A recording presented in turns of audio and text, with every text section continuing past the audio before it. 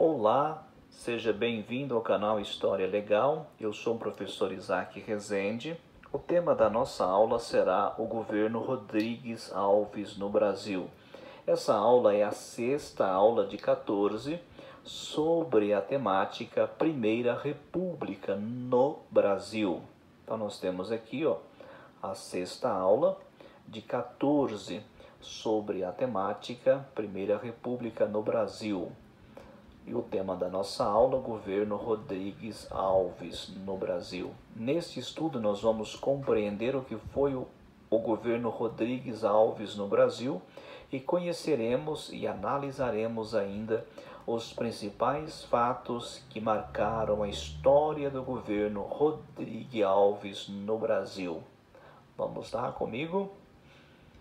O que foi o governo Rodrigues Alves no Brasil? O governo Rodrigues Alves foi o período da história do Brasil entre 1902 a 1906, na qual a República Brasileira foi governada pelo paulista Rodrigues Alves. Então, Rodrigues Alves governou o Brasil entre 1902 a 1906. Agora nós vamos conhecer aqui os principais fatos que marcaram a história do governo Rodrigues Alves no Brasil. Estes foram os principais fatos, Nós vamos conhecer e analisar todos eles. Então vamos lá, comigo aqui no primeiro fato. Reurbanização do Rio de Janeiro em 1904. A reurbanização, somada à modernização e ao saneamento básico do Rio de Janeiro em 1904, foram fatos que marcaram a história do governo Rodrigues Alves no Brasil. Por quê? O Rio de Janeiro era a capital da República na época e apresentava construções irregulares, acúmulo de lixo e proliferação de diversas doenças como febre amarela, peste bubônica e varíola. O projeto de reurbanização do Rio de Janeiro de 1904 contou com o apoio decisivo do prefeito Francisco Pereira Passos e tinha como objetivo principal transformar a cidade do Rio de Janeiro numa cidade parecida com as cidades da Europa, para que a elite brasileira vivesse com conforto. Então nós temos aqui imagem do centro do Rio de Janeiro urbanizado, beleza? E nós temos aqui a imagem do Rio de Janeiro e do prefeito Pereira Passos.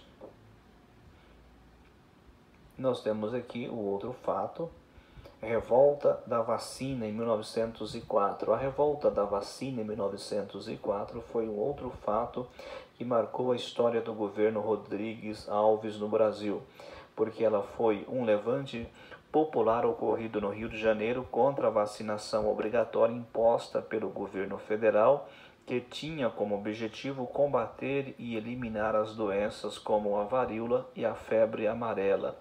A campanha de vacinação obrigatória foi liderada pelo médico sanitarista Oswaldo Cruz. Porém, por falta de informações, a população se rebelou contra a vacinação obrigatória e enfrentou a polícia nas ruas. Diante das revoltas populares, o então presidente Rodrigues Alves, no dia 16 de novembro de 1904, revogou a lei de vacinação obrigatória. Em poucos dias a cidade voltou à normalidade. Então nós temos a imagem aqui do médico sanitarista Oswaldo Cruz, que comandou aí a campanha de vacinação obrigatória. E temos aqui esta imagem retratando aí a resistência por parte da população que não foi informada do benefício desta vacina e acabou criando aí uma resistência que partiu para o confronto de rua com a polícia. E o resultado foi então a revogação da lei de vacinação obrigatória, e sendo revogada no dia 16 de novembro de 1904, logo a cidade voltou à sua normalidade. Então, outro fato aqui que nós temos, compra do atual estado do Acre em 1903. A compra do atual estado do Acre pelo Brasil da Bolívia em 1903 foi um outro fato que marcou a história do governo Rodrigues Alves no Brasil, porque com isso pacificou as tensões entre Brasil e Bolívia. A causa da compra do atual estado do Acre da Bolívia foi devido aos brasileiros que, na extração da borracha, adentraram ao território boliviano, o que acabou gerando uma tensão na região de fronteira entre Brasil e Bolívia. Para resolver definitivamente a questão do Acre, como era conhecido a tensão entre Brasil e Bolívia, foi chamado o experiente diplomata brasileiro, o Barão do Rio Branco, que assinou o Tratado de Petrópolis com a Bolívia em 1903, anexando as terras do atual estado do Acre ao Brasil, mediante o pagamento de 2 milhões de libras esterlinas, moeda inglesa, à Bolívia. Além disso, o Brasil assumiu no Tratado de Petrópolis o compromisso de entregar à Bolívia um pedaço de terra que pertencia ao estado de Mato Grosso e de construir uma ferrovia a Madeira Mamoré que ligasse o território da Bolívia ao do Brasil, para que a Bolívia tivesse acesso ao Oceano Atlântico. Com isso, as obras para a construção da ferrovia tiveram início em 1907 e foram concluídas em 1912, fato que resolveu o problema de navegação do rio Mamoré, que tem mais de 20 cachoeiras. Contudo, a estrada de ferro Madeira-Mamoré entrou em decadência na década de 1930 e foi desativada em 1972. Então nós temos aqui o mapa do Acre. Então essa região aqui do Acre pertencia à Bolívia e foi comprado pelo Brasil mediante um acordo diplomático denominado de Tratado de Petrópolis. E o Barão do Rio Branco que articulou este acordo diplomático com a Bolívia, ok?